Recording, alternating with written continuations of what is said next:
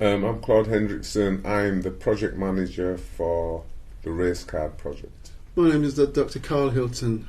I'm the chair of Leeds West Indian Centre Charitable Trust, and I'm also the project supervisor for a project called Race Card. The Race Card project is a project that is looking at social and racial injustices over 4 themes: education, employment, media and health and well-being. It covers 4 cities: Leeds, Bradford, Huddersfield and Wakefield. What we're talking about today, mental health. Sometimes people from the African and African Caribbean communities can be diagnosed wrongly because of historical views on health situations such as diabetes. So certain medicines work different with different people, and if you've not done any tests with them people with that medicine, you can diagnose them a specific treatment only to find out that the side effects are different to them. Misdiagnosis can also be about the cultural aspects. There's the Western model, which actually looks at people as atomized individuals. So therefore, what you actually need to do is to look at the individual person and treat that individual person and all be well. What happens is when people of African descent and South Asian people who are coming from societies that are more communal are treated with this model, then there's a mismatch. What we're trying to say is that there's another model, there's another way of looking at people where you actually need to look at their ethnicity, where they're living, to look at their socio-economic circumstances, to look at all the different aspects that surround that individual and treat that individuals as if they're coming from a family and a community. And that way you actually get a better response. And that's the start of that process. I think depending on what the doctor's looking to diagnose, I mean, obviously if it's flu or something as basic as that, it's kind of thing. When you come to mental health, I think it's a totally different thing in that what brings on the condition sometimes needs to be investigated more rather than just have an assumption based on that person sat in front of you, because there may be more behind it. Whether it's a family, they have a history of health issues. It's about delving below. A cannabis psychosis, that seems to be, whenever mental health is mentioned within our community, it's first thing, do you smoke?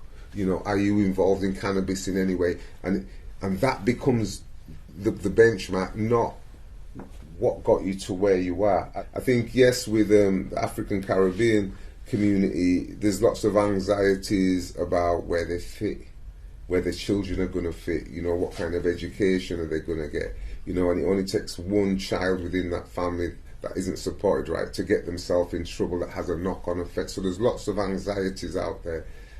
The thing is that we accept that poverty is linked to health, is linked to physical health, is linked to mental health. We also have to accept that racism or living in another culture, and especially if that culture is dissimilar from the UK culture, and trying to assimilate that also has pressures.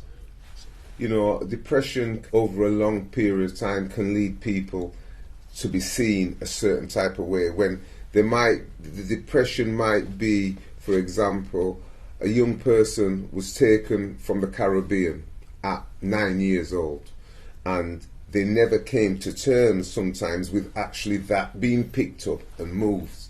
When they got here, they didn't feel like they fitted into the education system. Then they didn't feel, when they didn't get decent marks, so they didn't feel they were going to get employment. And it gets to a point where you just self-explode. People do find different ways of coping.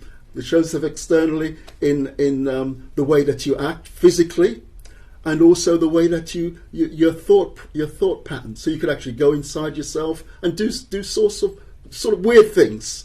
So it's actually all those issues combined. All the issues that everyone else suffers from is there in the inner cities, plus those racism and the other issues that I've been talking about, and the misdiagnosis, of course. Like you said earlier, looking beyond actually what I've got here, what's got you to the point where you are.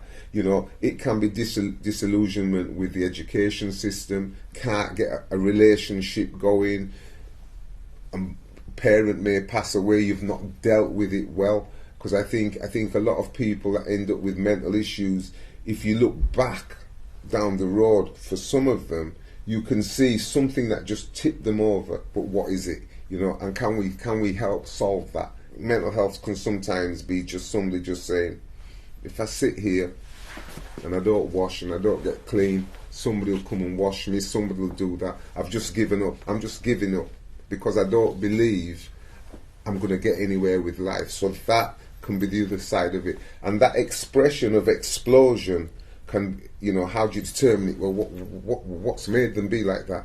Oh, actually, we've not investigated that. We're just dealing with now what we can see, and they seem to have lost it. You know, you get people who become alcoholics. You know, that doesn't mean they've got mental health issues. It means that's their way of trying to escape. How they might react to mental issues, I never say problem, but mental issues might be different. There might be such a huge negative behind that. They might want to approach that in a different way, particularly in terms of perhaps going to see their pastor, going to see their religious leaders, actually looking, checking out the internet before they actually go to their doctor. So there's all those different things. If you're aware of the issues around how a person or a culture treats that particular illness, if we're talking about mental illness, then you're on the way to trying to get inside that person. I think family can be very important when you're a minority, because you're looking for similarities, you're looking for people you can relate to. You know, the chances of you going into, say, a hospital and coming across people that you can physically relate to is less. For instance, if you have people coming from South Asia, they come from a communal society where the individual is important, but the family is more important. The ties that you have and the obligations that you have to the family are very important. The same in African countries. In the Caribbean, that's very, very true. And people try to replicate that here. So you're never alone. You're not alone. Even when, with the Caribbean families, even when families are not living under the same roof, and you'll find that people will visit, as Claude does, will visit their parents, their relatives on a regular basis, and they live close by. So I suppose finding a way of linking that individual to that some other, I guess, is very, very important. In all communities, I would guess, and how you do that is very, very important, particularly in terms of the mental health, because it's something which it has a stigma, and it's also it doesn't have a physical. You can't see. It's not there's not a bandage around the leg. To find that support somehow is very important. Sometimes what happens with that support is that support is found within community organisations rather than families. The community organisations have developed that over the last 30, 40 years, because they realise there's a mismatch, there's a gap there, and people initially who set up these organisations may be people who have had family issues, and they thought, you know, there's a problem here, let's come together and see how we can pool our energies to change things. It's a lot about that. It's a learning, and as long as I think doctors understand that they're also in a learning situation, especially when they come to deal with people from new regions, that and there's an acceptance that they don't know it all. Sometimes you can get the feeling from doctors that they know everything. One size doesn't fit all, and first I think the doctors and that have to accept that, and then if one size doesn't fit all, well, what other sizes are there out there? Where can we go and get this information? So when I go to my doctor, I want to respect that person, and I think even as a patient, I want respect, and we want to believe in our health practitioners. We want to believe in them, but obviously if people don't believe in them, they won't come to them early. You know, one of the biggest problems we've got as BMEs presenting early. Men in principle are like ostriches, they've got the head in the sand, but black men seem to have the head deeper in the sand than other men. Well, what we need is to convince people to present as early. You've got an issue, present it early, you know, and that can only be done if we have faith in them practitioners. So that's where we need to get to. You'd have thought that when we talk about equalities, that the idea is that you treat everyone equally and fairly and all would be well. But if people have in the past been treated unequally, you actually need to have a weight on them to bring them forward. So treating people equally is not the answer. Certain ethnic groups have different issues with health, so you have to readjust to ensure that they are dealt with fairly, or they feel that they're getting the same treatment. I suppose what we're saying is go behind the colour. Because somebody comes in and they've got a mental problem, there may be a route. You might be able to treat it without medicine. There might be another way of dealing with it, and it might be some of them doctors could, I believe, could benefit from coming and sitting down with some of the organisations in the community.